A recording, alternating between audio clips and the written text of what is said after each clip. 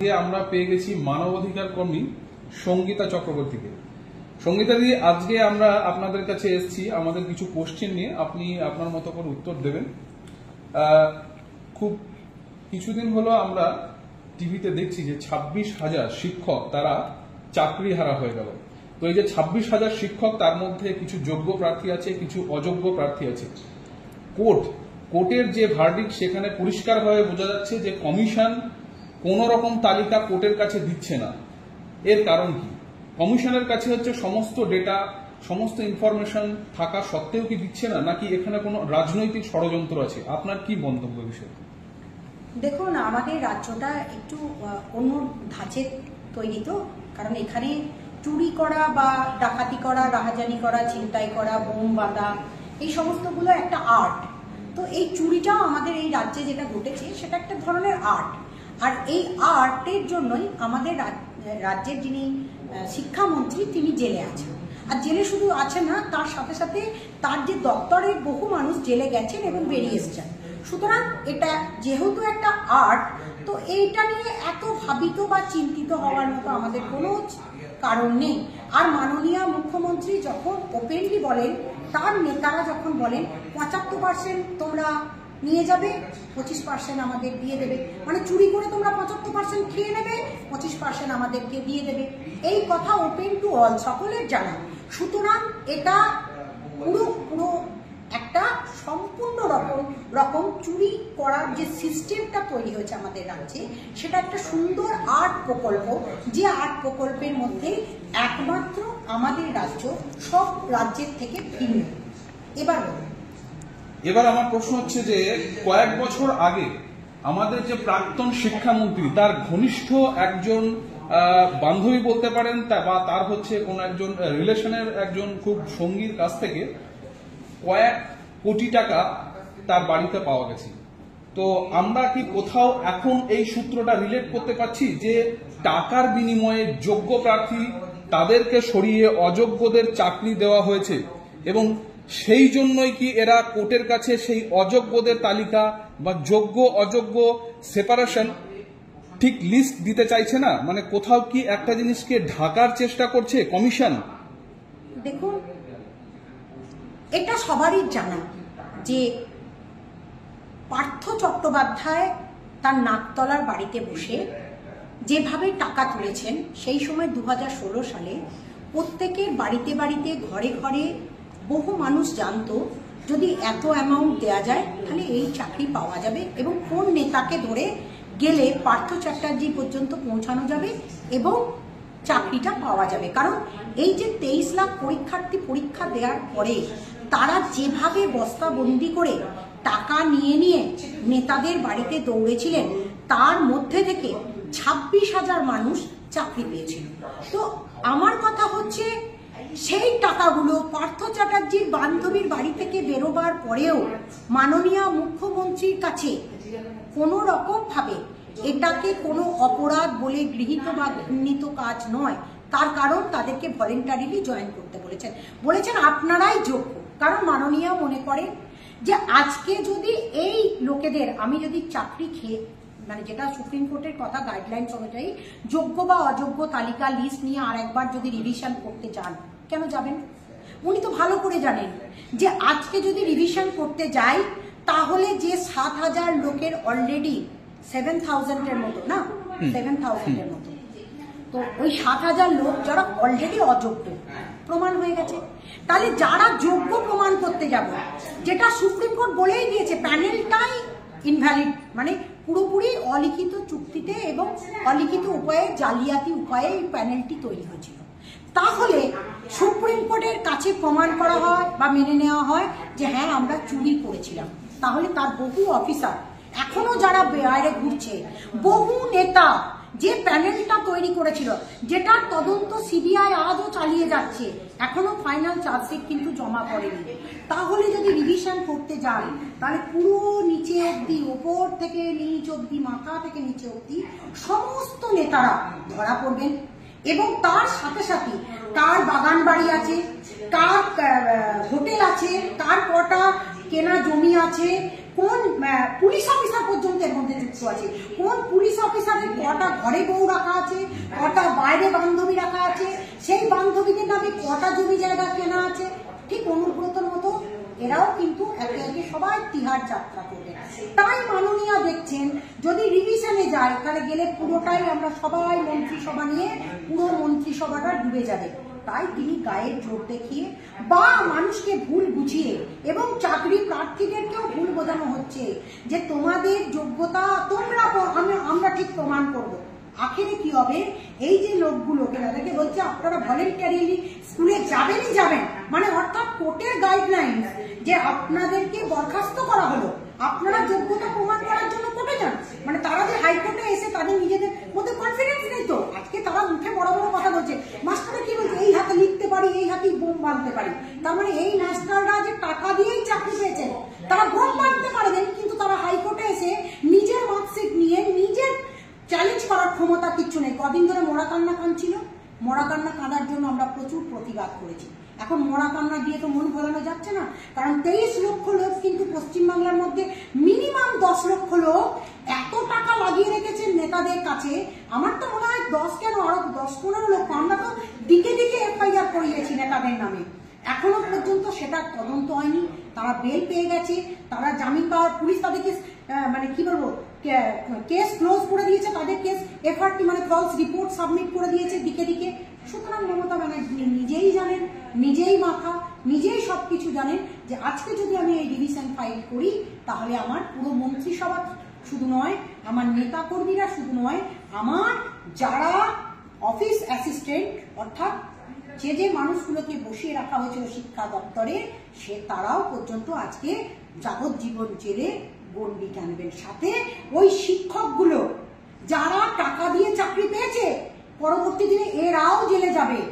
তাই revision file করা না করে উনি তাদেরকে গায়ের জোর দেখিয়ে তাদেরকে বলছে স্কুলে যান, কিন্তু আখেরে তাদের ভবিষ্যৎগুলো আমি বলবো পুরো নষ্ট হয়ে গেল। এই যে মাননীয় এক সময়কার বিচারপতি আমাদের অভিজিৎ বাবু বলছেন আপনি রিভিশন ফাইল করুন, এখনো সময় আছে, আপনি একটা কমিটি গঠন করুন, কারা যোগ্য তাদেরকে খুঁজে বার করুন। এই কাজটা করা মানেই তো হচ্ছে মমতা ব্যানার্জিকে আরো গভীর জলে ফেলে দেওয়া এবং পুরো মন্ত্রিসভাটাকে জলে ফেলে দেওয়া। সুতরাং এই গভীর চক্রান্তের পিছনে এই মাস্টারদের ভবিষ্যৎ অলরেডি চলে গেছে। এরা যতই বোঝাক আর সরকার যাই বোঝাক না কেন এদের ভবিষ্যৎ আখেরে অন্ধকার। কারণ আজ না কাল সরকারের যদি পরিবর্তন হয় তাহলে এই মাস্টাররাও জেলে যাবেন যারা টাকা দিয়ে চাকরি পেয়েছেন। সুতরাং যদি সত্যি এর মধ্যে থেকে 1-2 জন, আমি বিশ্বাস করি না নয়, কিছুটা হলেও বিশ্বাস এখন মাঝে মাঝে হচ্ছে, কেউ বলছেন আমি অমুক ডিগ্রি পাওয়া, তুসুক ডিগ্রি পাওয়া, তাই আমার মনে হচ্ছে 1-2 জন হলেও হতে পারে যে তাদের সঠিক ডিগ্রি নিয়ে তারা চাকরি পেয়েছেন। কিন্তু সেই মানুষগুলো কই যারা এসে বলবেন আমি যাচ্ছি, তারা দাদাকে সব বলুক আমি যাচ্ছি রিভিশন করতে, আমি যোগ্য প্রার্থী, একটাকেও খুঁজে পাচ্ছি না। আজকে যদি সরকারের ক্ষমতা থাকে এইরকম 1জন কি 2 জন যোগ্য প্রার্থীকে সামনে এনে বলুক আমি যোগ্য প্রার্থী, আমি রিভিশন করে দেখিয়ে দিচ্ছি, আমার ওই মাস সিট বার করা হোক, আমি দেখিয়ে দিচ্ছি যা পরীক্ষা দেবে আমি তাতেই পাস করে যাব, আমার বিরাট ক্ষমতা, আমি তো শিক্ষক। কারণ তিনি শিক্ষার কাজেই ছিলেন, তাকে তো আর বলা হয়নি রান্নার কাজে লাগানো হয়নি, তিনি তো শিক্ষক, শিক্ষকতা করেছেন, তার ট্যালেন্ট আলাদা, তো তিনি তো শিক্ষার সঙ্গেই যুক্ত ছিলেন, তো তিনি প্রমাণ করে দেখান তিনি যোগ্য। অনেক পরীক্ষার্থী যারা পাশ করে সেই সময় সার্ভিস পেয়েছে তাদের মধ্যেও এখন একটা দ্বিধাবোধ কাজ করছে যে আমরা যদি এই সময় আবার নতুন করে পরীক্ষায় বসতে যাই, সুপ্রিম কোর্টের গাইডলাইন অনুযায়ী নতুন যে সিলেকশন প্রসেস সেখানে বসতে যাই, তাহলে আমরা আদৌ কি পাশ করব কি ফেল করব, সেই বিষয়ে তাদের একটা দ্বিধাবোধ রয়েছে। তো এই বিষয়ে আপনি কি বলবেন যে নতুন সিলেকশন প্রসেস হওয়া উচিত নাকি যেটা ছিল সেখানে যোগ্যদের রেখে অযোগ্যদের ছাঁটাই করে বাকি যে সিটগুলো খালি থাকবে সেটাও নতুন যোগ্যদের দিয়ে ফুলফিল করা উচিত? দেখুন মামলাটা বহুদিন ঝুলেছিল, মামলাটা বহুদিন হাইকোর্টে ছিল আর সুপ্রিম কোর্টে গিয়ে স্টে অর্ডারও পেয়ে গিয়েছিল। আমাদের মহামান্য জাস্টিস চন্দ্রচূড় বাবু যিনি ছিলেন সেই সাহেবের আন্ডারে মামলাটা স্টে অর্ডার হয়েছে। স্টে হয়ে যাওয়ার পর না আমরা খুব ভেঙে পড়েছিলাম, ভগবানকে ঘর মে দের হ্যায় আন্ধের নেই হ্যায়, তো একদিন না একদিন বিচার হবে আমরা জানতাম। যাই হোক খান্না সাহেব আসার পর আমাদের তিনি চিফ জাস্টিস সাহেব তিনি যে অর্ডারটা করেছেন, তিনি বহু পুরনো পোর খাওয়া একজন মানুষ এবং অনেক পুরনো আইনজীবী, তিনি যখন আদেশটা দিয়েছেন, এই আদেশটা দেওয়ার পর এই আদেশটাকে চ্যালেঞ্জ করে বা রিভিশন করে রাজ্য সরকার যাবে না। আমি আপনাকে বললাম যাবে না, কারণ গেলে আজকে পুরো মন্ত্রিসভাটা যেমন জেলে যাবে, তেমনি ঠিক টিচারদের মধ্যেও দ্বিধা বিভক্ত। কেন? কারণ টিচারদের মধ্যেই নিজেরাই জানে যে আমরা টাকা দিয়েই চাকরিটা পেয়েছি, যার জন্য নিজেরা দুটো চারটে আমরা যোগ্য, আমাদের যোগ্যতা ছিল এবং আমরা পরীক্ষায় পাস করে দেখুন এই ওএমআর সিট আপনার ওখানে যে সিবিআই এর কাছে ওএমআর সিট আছে, এমন ওএমআর সিট আছে, আনসার সিট আছে যেগুলো পুরো ব্ল্যাঙ্ক ফাঁকা। তো সুতরাং তাদের প্রমাণটাও সিবিআই করে দেবে যে সে আদৌ কতটা যোগ্য ছিল না অযোগ্য ছিল। এখন বলবেন যে হ্যাঁ 17,000 লোক কি করে এখানে যোগ্যতা বা অযোগ্যতার নিরীক্ষে প্রমাণ করা যাবে। আমি বলবো শুধু 17,000 নয় বা 26,000 নয়, 23 লক্ষ লোকের জন্য নতুন করে আবার একটা সিলেকশন কমিটি বানানো হোক। সেই 23 লক্ষ লোক 2016 সালে যারা পরীক্ষা দিয়েছিল, সেই 23 লক্ষ লোকের জন্য নতুন করে একটা কমিটি ফর্ম করে সেখানে আমাদের হাইকোর্ট এবং সুপ্রিম কোর্টের দুটো চিফ জাস্টিসকে রেখে এবং আরো কয়েকজন আইএস আইপিএস কে রেখে, আরো যারা আইনজীবী যিনি ছিলেন, বিকাশবাবু যিনি ছিলেন, আমাদের অভিজিৎ বাবু যিনি আমাদের এমপি, এরকম বিরোধী নিয়ে সবাইকে নিয়ে আবার পরীক্ষা দেওয়া হোক। প্রয়োজনে ইন্টারভিউ থেকে শুরু করা হোক, ইন্টারভিউ নিয়ে শুরু করা হোক, একটা কমিটি ফর্ম করে নতুন করে একটা গঠনমূলক কাজ করা হোক। কিন্তু করবেন না মাননীয়। জানেন এই 26,000-এর চাকরি ফিরিয়ে দেওয়া বর্তমানে 20 বাও জলে। যারা গেছেন তারা অকালে ডুবছেন, মানে ভরপুরভাবে ডুবেছেন। আর যদি কোনো কারণে সরকারের পরিবর্তন হয় তাহলে এরা ধনে প্রাণে শেষ হয়ে গেল। তাই আবারও আমি বলছি, এই গায়ের জোর দেখিয়ে না করে অবিলম্বে সবকিছু ভুলে গিয়ে মাননীয়কে বলবো হ্যাঁ মানবাধিকার সকলের আছে, তাই নতুন করে একটা সিলেকশন কমিটি বানিয়ে এই 26,000-এর সাথে ওই যে 23 লাখ দিয়েছে 22 লাখ কত তাদেরকেও অ্যাড করে পুনরায় প্রত্যেককে একটা করে অ্যাডমিট কার্ড পাঠিয়ে দিয়ে প্রত্যেককে ডেকে পাঠিয়ে আলাদা আলাদা করে প্রয়োজনে ইন্টারভিউ নিই, তার মধ্যে থেকে সিলেকশন প্রসিডিওর হোক। তাহলেই বোঝা যাবে যে কে যোগ্য কে অযোগ্য। সুপ্রিম কোর্টের যে রায়টা আছে সেই রায়ের মধ্যে একটা ভাইটাল প্যারাগ্রাফ আছে, আপনারা হয়তো অনেকেই খেয়াল করে থাকবেন, যে যারা অযোগ্য ক্যান্ডিডেট তাদের তো সার্ভিস বাতিল করা হলোই এবং তাদেরকে সুদ সমেত টাকা ফেরত দেবার কথা বলেছে। অন্যদিকে আজকে নেতাজি ইন্ডোর স্টেডিয়ামে মুখ্যমন্ত্রী বলল যে কারোর চাকরি যাবে না, আপনারা নির্ভয়ে স্কুলে চলে যান এবং ভলান্টারিলি শিক্ষা দিতে শুরু করুন। কোথাও কি তাদেরকে মানে একটুখানি তাদের যে ব্যথা, সেই ব্যথায় একটু মলম লাগানোর চেষ্টা করা হচ্ছে বা সান্ত্বনা দেওয়ার চেষ্টা করা হচ্ছে যাতে জনগণ বিস্ফারিত না হয়ে যায়? এই বিষয়ে আপনি কি বলবেন?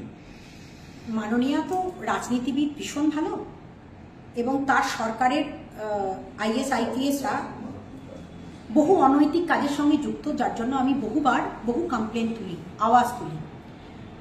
আজকে যেটা বলা হলো সেটা হচ্ছে এক ধরনের অলিখিত চুক্তি বা চোরাই রাস্তা দেখিয়ে দেওয়া, যে তোমরা গিয়ে জয়েন করো, আমরা ঠিক স্যালারি তোমাদের মাসে ক্রেডিট করে দেবো।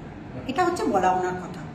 কিন্তু এই কাজটা যেটা আজকে অর্ডারটা হয়েছে, এই অর্ডারটাকে ভায়োলেট করেও আপনারা ভলেন্টারিলি সার্ভিস দিন। ওই অন্য লোকেদেরকে তো বলছেন না, 26,000 লোককেই কেন বলবেন? আর এর জন্যই কিন্তু আবার ফার্দার কন্টেম্প্ট অফ কোর্ট হয়ে যায় কিনা মাননীয়ার বিরুদ্ধে সেটাও দেখার, কারণ তদন্তে এই পুরো সরকারটা আয়ত্তের মধ্যে চলে আসতে পারে। সিবিআই সবাই নজরে রেখেছেন যে এই 26,000 শিক্ষকের বাতিলের পর, চাকরি বাতিলের পর কি কাজ করতে পারেন মাননীয়া, আর কোন উপায়ে তার আইএসরা যারা তাকে মদত দেন, কোন উপায়ে এটাকে কোন চোরাই রাস্তা দিয়ে আবার ঢুকায়, সেই রাস্তাটার জন্যই তাকিয়ে বসে আছেন। বহু নজর, বহু দৃষ্টি, বহু চোখ তার ওপরেই আটকে আছেন। মাননীয়া যতই নিজেকে চালাক মনে করুন না কেন, এই 26,000-এর চাকরি তো তিনি আটকে দেখাতে পারলেন না। পরবর্তী দিনে আরো 45,000 প্রাইমারি টিচারের চাকরিও যাবার পথে। আজকে পৌরসভাগুলোতে যেভাবে নিয়োগ দিয়েছেন, আজকে যেভাবে পিডব্লিউডিতে নিয়োগ দিয়েছেন, আজকে যেখানে হাজার হাজার ছেলেরা 2014 থেকে আজকে প্যানেলের লিস্টে নাম থাকা সত্ত্বেও আজও পর্যন্ত নিয়োগ পাচ্ছেন না যৌথ মঞ্চে। আজও পর্যন্ত যে ছেলেগুলো স্কুলে প্রায় নেই করে তারা 60,000 মানে তাদের নন পার্মানেন্ট টিচিং স্টাফ আছে, তারা বসে আছেন। তারপর যারা এখনো পর্যন্ত প্যারা টিচার আছেন তারা পর্যন্ত বসে আছেন। ওই তাদেরকে তো ভলেন্টারিলি সার্ভিস করার জন্য ঠিক এই স্যালারিটাই ক্রেডিট করে দেখাবেন না? যদি ক্রেডিট করতে পারেন তাহলে এরাও কেন ময়দানে নামবে না? আমার তো মতে এটা একটা বিরাট বড় যুদ্ধ ঘোষণা করে দিলেন মাননীয়া, এবং এই যুদ্ধে মাননীয়া নিজে দায়ী থাকবেন, কারণ এত বড় ইল্লিগাল কাজ এবং ইল্লিগাল কথা বলার পরে তিনি কি করে কন্টেম্প্ট অফ কোর্টের আওতায় না পড়েন সেটাই আমরা দেখতে চাইব। ধন্যবাদ ম্যাডাম।